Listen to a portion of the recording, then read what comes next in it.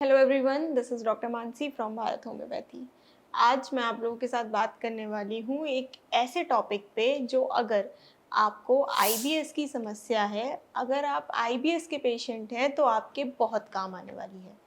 एक कार्बोहाइड्रेट का कंपाउंड होता है फोडमैप। ये एक ऐसा कंपाउंड होता है जो कि डाइजेस्ट करना थोड़ा सा मुश्किल होता है, क्योंकि ये एक तरीके की शुगर होती है जो कि हमारे स्टमक में जाके पानी को खींचती है अपनी तरफ, और जो हमारे गट में बैक्टीरियाज होते हैं उनके संग रिएक्ट करके ये फर्मेंट हो जाती है, जिसकी वजह से इसको डाइजेस्ट करना बहुत मुश्किल होता है।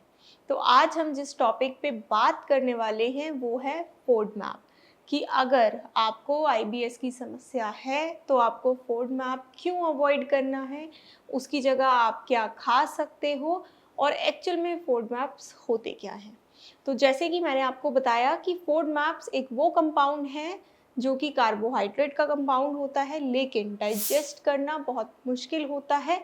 वो आपके स्टमक में जाके आपको डिफ़िकल्टी दे देता है। फोडमैप्स आपको सबको पता चला क्या होता है कि ये आपके डाइजेशन को ख़राब करता है। कैसे करता है? ये ब्लोटिंग कॉज़ करेगा, पेन कॉज़ करेगा आपको, क्रैम्प्स कॉज़ करेगा। और जनरली अगर हम देखें तो आईबीएस में यही समस्याएँ होती हैं।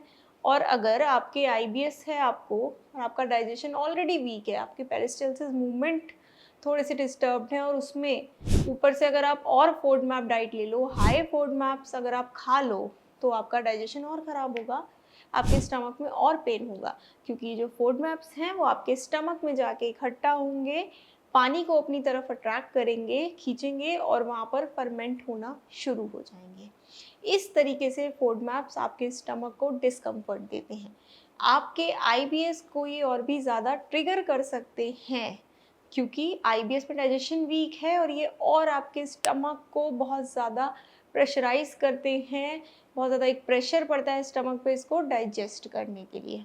अब वो कौन से फूड्स होते हैं जिसमें बहुत ज़्यादा फोडमैप्स कंपाउंड प्रेज़ेंट होते हैं? दूध, चीज़, पनीर, इनमें बहुत ज़्यादा हाई फोडमैप डाइट होती है ये। अनियन, गार्लिक्स, और ये जो दालें होती हैं, और जितने भी ये नॉन शुगर वाले जो प्रोडक्ट्स आते हैं या फिर आप च्युइंगम कह लो, इन सभी में ये सभी हाई फोडमैप्स डाइट हैं।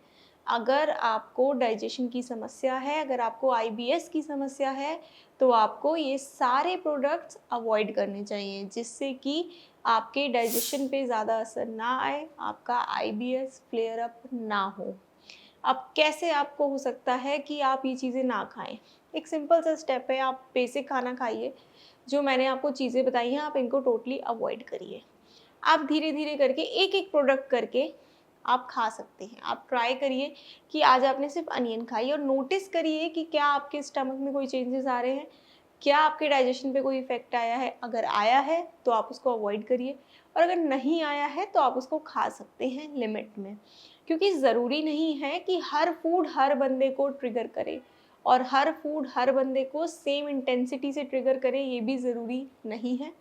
हर पर्सन अलग है, हर पेशेंट अलग है। तो इस चीज़ का आपको ध्यान रखना है कि आपको क्या चीज़ सूट नहीं कर रही है। किसी से सुन के कि हाँ, ये चीज़ इसमें नहीं खाते हैं, ये ऐसा कर देता है, नहीं। यू शुड गिव इट कि हाँ, अगर आपको हाई फोडमैप डाइट बहुत ज़्यादा इफ़ेक्ट कर रही है तो आपको उसको अवॉइड करना चाहिए। सिंपल सा है, आप बिल्कुल अवॉइड करिए, आप एक-एक फूड करके ऐड करके देखिए बहुत लिमिट में। अगर आपको दिक्कत होती है तो टोटली अवॉइड करिए, और अगर नहीं होती है तो लिमिट्स में आप उसको ले सकते हैं। और ऐसा नहीं है कि अगर आप आईबीएस के पेशेंट हैं तो आपको लाइफ टाइम ये चीज़ें अवॉइड करनी है, लाइफ टाइम ही आपको इतने प्रिकॉशंस रखने हैं। धीरे-धीरे करके लाइफ़स्टाइल मैनेज अगर आप करेंगे तो आपके आईबीएस के सिम्पटम्स बहुत ईज़िली मैनेज हो जाते हैं। अब अगर जो हाई फोडमैप डाइट्स हैं वो आपको नहीं लेनी है, तो आप उनके अल्टरनेट में क्या ले सकते हो? आप रेगुलर मिल्क की जगह आलमंड मिल्क ले सकते हो, आप क्यूकम्बर्स ले सकते हो, एप्पल्स और ऑरेंजेस जो होते हैं वो हाई फोडमैप डाइट होते हैं, तो अगर आपको फ्रूट खाना है आप बनाना खा सकते हो। तो इस चीज़ों से आप अगर स्वाइप करेंगे तो आपकी डाइट बहुत अच्छी हो जाएगी, आपके डाइजेशन पे ज़्यादा इफ़ेक्ट नहीं आएगा। क्योंकि जो फोडमैप्स हैं वो डाइजेशन को और ज़्यादा मुश्किल कर देते हैं, वो बहुत हार्ड होते हैं डाइजेस्ट करने के लिए। तो आप जितना लो फोडमैप्स डाइट लेंगे, आपका डाइजेशन उतना अच्छा होगा, आपका आईबीएस उतना कम ट्रिगर होगा। आईबीएस में बेसिकली यही होता है कि आपको डाइजेशन की दिक्कत आती है, आपकी गट की जो माइक्रोब्स होते हैं वो अल्टर हो जाते हैं, जिसकी वजह से आपका डाइजेशन पूरी तरीके से डिस्टर्ब्ड हो जाता है। फोडमैप्स डाइट को अवॉइड करने के बाद, बहुत प्रिकॉशंस लेने के बाद भी अगर आपका आईबीएस कंट्रोल नहीं हो रहा है, तो आप भारत होम्योपैथी में संपर्क कर सकते हैं। भारत होम्योपैथी में पूरी एक आईबीएस डॉक्टर्स की टीम है जो आपको बहुत अच्छे से समझेगी और आपके ही लिए इंडिविजुअलाइज कस्टमाइज ट्रीटमेंट देगी, जिससे कि आपका आईबीएस बहुत जल्दी क्योर हो सकता है। तो देर मत करिए और भारत होम्योपैथी में संपर्क करिए। Thank you.